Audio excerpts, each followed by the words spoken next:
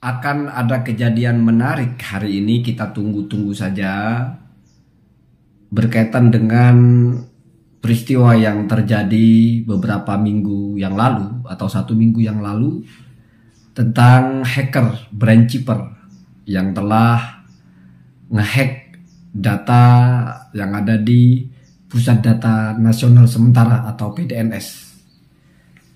Menariknya di sini, sebentar ini apa kaitannya dengan nasab? Kamu sabar saja dulu. Menariknya di sini,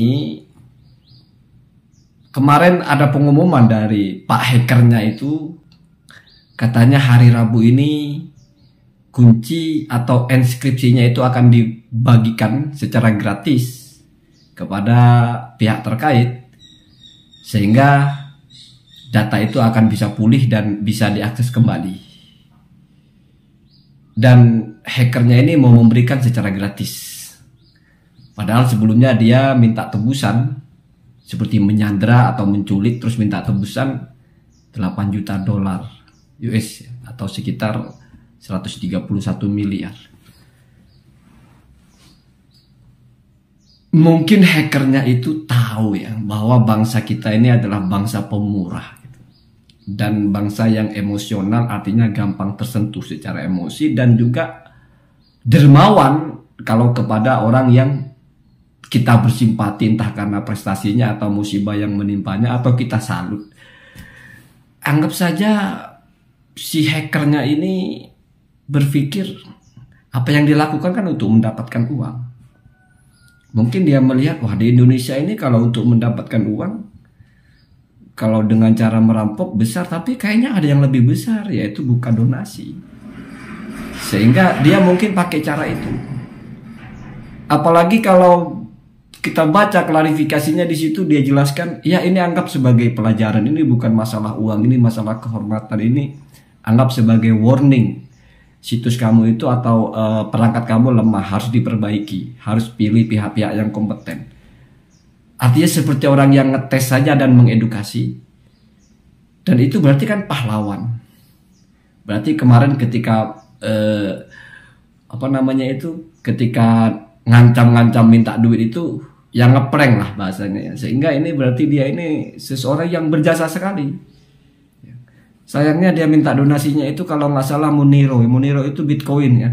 Saya nggak main Bitcoin ya. Kalau misalnya ada orang berjasa begitu, saya juga mau lah donasi 20.000 ya. Karena pernyataannya jelas, saya berharap akan mendapatkan sesuatu di hari Rabu. Dimana itu narasinya di bawah, dan narasi sebelumnya itu membuka donasi kepada siapa yang ingin berbagi. Apa katanya dengan nasab? Sebentar. Kemudian yang kedua yang ingin saya coba tarik ini ke ranah agama. Jadi dia kan hacker ya. Namanya hacker itu kan prinsipnya pasti menembus apapun yang tidak bisa ditembus, membobol apapun yang lazimnya nggak bisa dibobol, membongkar apapun yang tidak bisa dibongkar. Jangan-jangan dia melihat satu kotak atau satu keadaan itu berkilau gitu ya, dari luar berkilau, tertutup itu berkilau. Terus namanya hacker kan, dia berpikir di dalamnya ada yang bagus ini, mungkin permata atau apa. Terus dia lihat pintunya tertutup, susah akses masuk ke situ. Yang namanya hacker tuh, dia pakai kunci Inggris, dia obeng atau apa ya, dengan kapasitasnya lah ya.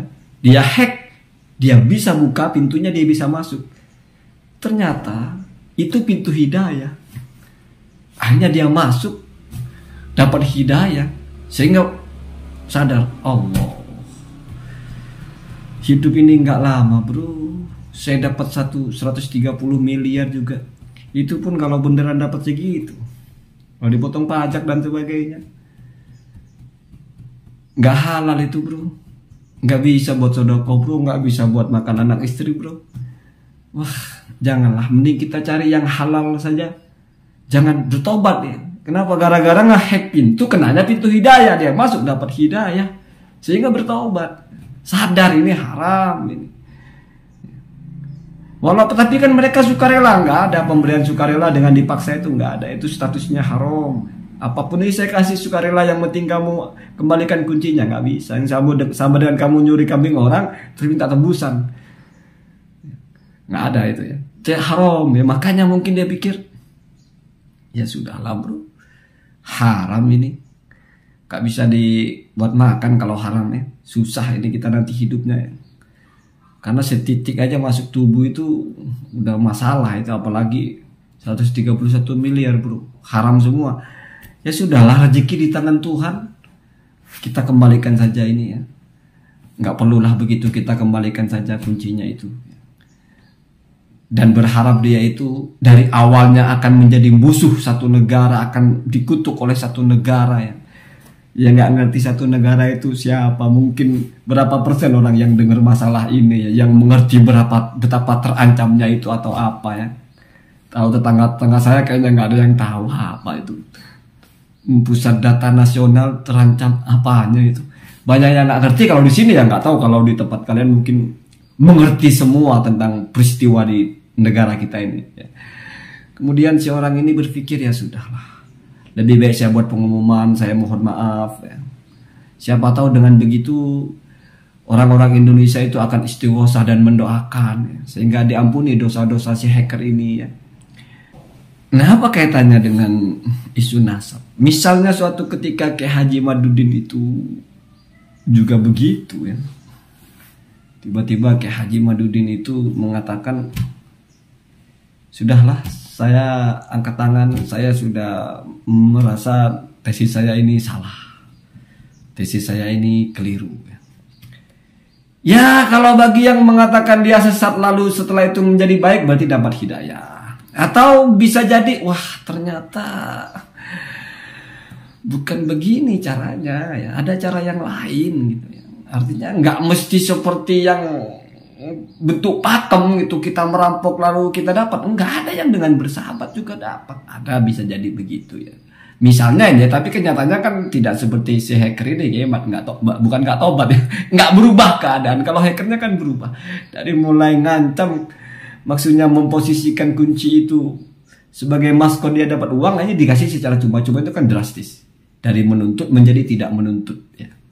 Hanya berharap mungkin dapat donasi ya. Mungkin karena tadi setelah yang saya jelaskan, ya kan luar biasa Pak ya.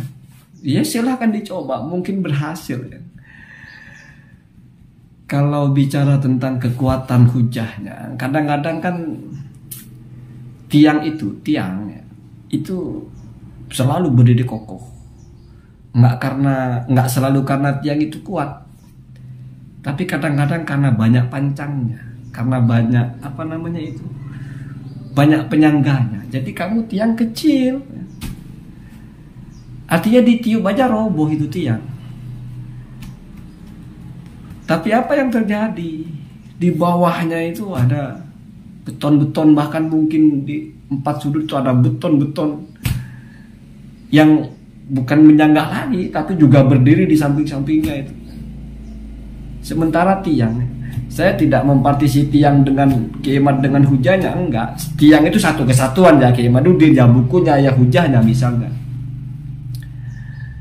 Tetapi belum tentu berdiri sendiri, tegak sendiri. Mungkin ada penyangga-penyangga ya, yang kekuatannya itu mungkin berlipat-lipat lebih besar dari tiang itu, entah secara volumenya atau entah mungkin basisnya memang lebih kuat, artinya apalah bahasanya itu ya. Sehingga tiang itu nggak akan roboh-roboh. Analogi sederhana itu sumsum ya. Sumsum itu kan di dalam tulang itu. Kamu kalau melihat betis ya, betis orang itu kan ada tulang intinya itu ya. Kan kalau tidak salah itu ada sumsumnya itu. Coba bayangkan kalau dibelah betis itu terus berdiri sendiri sumsumnya, kan roboh Pak, meleot gitu ya. Tapi kalau sumsum itu di dalam tulang, ya dia akan selalu tegak sesuai dengan tulangnya itu. Orang yang mau merobohkan sumsum itu, dia harus robohkan tulangnya dulu. Walaupun kalau Kiai Haji Madudin kan tiang ya, walaupun roboh ya tetap tiang. Masa mentang misalnya kalah ganti nama menjadi apa, kan tetap Haji Madudin, tetap tiang ya. Allahumma